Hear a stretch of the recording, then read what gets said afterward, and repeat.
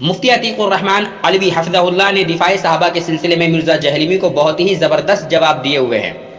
مرزا جہلمی کے فالوورز لکیر کے فقیر بیچارے ایک کلپ کو لے کر مفتی صاحب کے خلاف یہ پروپیگنڈا کرتے ہیں۔ انہوں نے سیدنا علی رضی اللہ عنہ کو سیدنا عمار رضی اللہ عنہ کا قاتل کہا۔ اب اس کی حقیقت کیا ہے وہ آپ اس کلپ میں دیکھ سکتے ہیں۔ جب گمراہ لوگ ہمارا دلائل کی دنیا میں جواب دینے سے عاجز آ گئے تو انہوں نے ہماری بات کو غلط رنگ دینے کی کوشش کی، اور ہمارے لمبے لیکچر میں سے کچھ کلپ جو سیاق و سباق سے کاٹ کر پیش کیے گئے اور میرے اوپر سیدنا علی المرتضیٰ رضی اللہ عنہ کی توہین یا ان کی گستاخی کی تہمت لگائی گئی۔ حقیقت یہ ہے کہ ہم نے پورے لمبے لیکچر میں یہ بات کہی تھی کہ جو شخص حضرت عثمان رضی اللہ عنہ کے قاتل تھے اور جو اس قتل میں شریک تھے وہ اصل باغی تھے، مثلا مالک اشتر نخعی، عبداللہ بن سبا اور اس کا ٹولہ، وہ باغی گروہ جنہوں نے حضرت عثمان رضی اللہ عنہ کے خلاف بغاوت کی، وہ باغی گروہ حضرت علی رضی اللہ عنہ کے گروہ میں شامل ہوا، اور اسی باغی گروہ نے، یعنی وہ مالک اشتر والا گروہ، حضرت علی نہیں، مالک اشتر کا جو گروہ تھا، انہوں نے ہی جنگ جمل میں بھی جنگ بڑھکائی اور صحابہ کو آپس میں لڑایا، اور اسی مالک اشتر نخعی والے گروہ نے حضرت عمار بن یاسر رضی اللہ عنہ کو شہید کیا، کیونکہ نبی علیہ السلام نے فرمایا تھا عمار کو باغی گروہ قتل کرے گا، اور چونکہ مالک اشتر کا گروہ باغی تھا اور ان کا قاتلین عثمان میں شامل ہونا مسند ابن الجاد میں، مصنف ابن ابی شیبہ میں، سیر و اعلام النبلاء میں، المعجم الکبیر طبرانی میں اور بے شمار کتابوں میں با دلائل با سند صحیح ثابت ہیں۔ تو میرے کہنے کا مقصد بھی یہ تھا اور بات بھی واضح تھی، آپ پورا کلپ سن سکتے ہیں کہ مالک اشتر نخعی، جن کو امی جان امی عائشہ رضی اللہ عنہا فرماتی یہ میرا بیٹا ہی نہیں ہے، میں اس کے سلام کا جواب نہیں دوں گی، وہ جو تھا گروہ جو حضرت عثمان کے قاتلین تھے وہی اصل باغی تھے، انہوں نے ہی حضرت عثمان رضی اللہ عنہ کے خلاف بغاوت کی اور انہوں نے ہی حضرت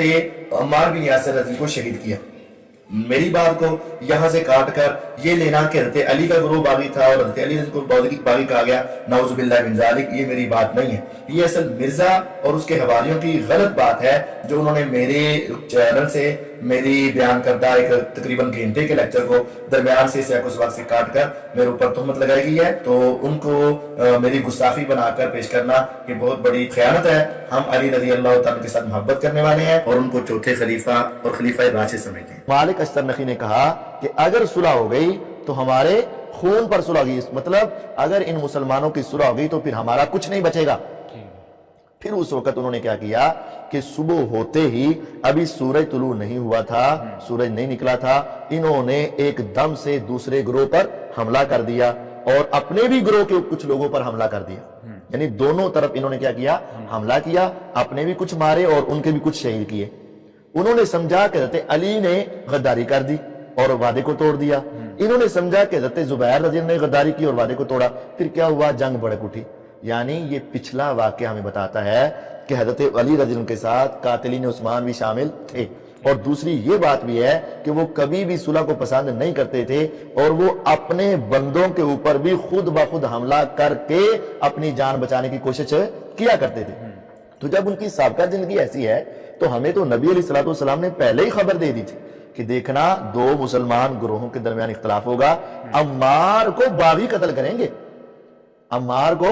باغی قتل کریں گے رضی اللہ عنہ۔ تو آپ نے پیشین گوئی دی اور وہ حرف بحرف پوری ہوئی۔ عمار بن یاسر رضی اللہ عنہ حضرت علی رضی اللہ عنہ کے گروہ میں تھے، انہوں نے خود ہی ان کو شہید کیا تاکہ ہمارا جو پلڑا ہے وہ بھاری ہو جائے اور دنیا ان کے خلاف ہو جائے۔ یہ دنیا کی چال آج بھی چلتی ہے اور دنیا کے اندر آج بھی ہوتا ہے کہ اپنے ہی بڑے بندے کو خود بخود قتل کر دیا جاتا ہے اور الزام دوسروں کے اوپر ڈال دیا۔ اصل میں یہ سیدنا عثمان رضی اللہ عنہ کو شہید کرنے والے باغی گروہ کے افراد سیدنا علی رضی اللہ عنہ کے گروہ میں گھس گئے تھے، یہ صحیح روایت سے بھی ثابت ہے، اور مرزا جہلمی کے آئیڈیل نے اپنی کتاب خلافت و ملوکیت میں بھی یہ بات لکھی ہوئی ہے۔ محمد بن ابی بکر کو مار کر سیدنا معاویہ رضی اللہ عنہ نے قصاص لے لیا، کیونکہ مرزا جہلمی کے آئیڈیل نے اپنی کتاب خلافت و ملوکیت صفحہ نمبر 146 پر محمد بن ابی بکر اور مالک اشتر کو قاتلین عثمان میں لکھا ہے۔ لکھتے ہیں سیدنا عثمان رضی اللہ عنہ میں محمد بن ابی بکر اور مالک اشتر کا جو کردار ہے وہ سب کو معلوم ہے، اس کے باوجود سیدنا علی رضی اللہ عنہ نے دونوں کو عہدے دیے، اور جو لوگ قاتلین سیدنا عثمان رضی اللہ عنہ میں شامل تھے ان کے بارے میں سیدنا علی رضی اللہ عنہ کا رویہ بدل گیا،